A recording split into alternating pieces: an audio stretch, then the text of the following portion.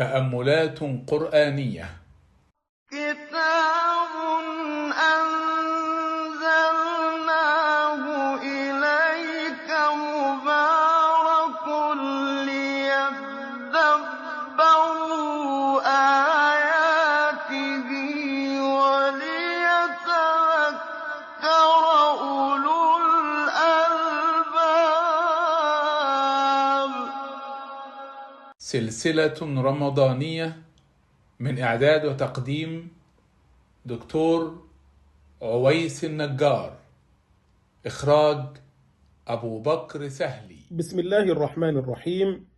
قال تعالى: ولقد أرسلنا نوحا إلى قومه فلبث فيهم 1000 سنة إلا 50 عاما فأخذهم الطوفان وهم ظالمون.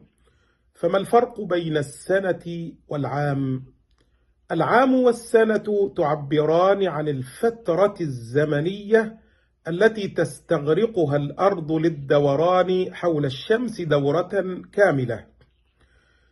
العام يطلق على الدعة والرخاء، أما السنة فتطلق على الشدة والكرب والضيق. قال الراغب الأصفهاني: العام كالسنة، ولكن العرب تطلق السنة على أيام الشدة والجدب، والعام على أيام الرخاء والعطاء. واستعمل لفظ عام في سورة يوسف: عام فيه يغاث الناس وفيه يعصرون. وعلى هذا فالعام أخص من السنة وليس كل سنة عاما.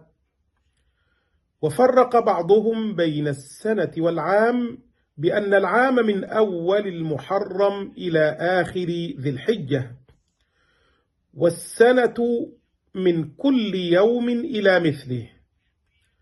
ويأتي الله تعالى بكلمة العام للدلالة على شيء يتصل بالأيام أو بالدهر، بينما يأتي بكلمة السنة للدلالة على دهر يعمل فيه البشر كما يعيشونه ويحسبونه.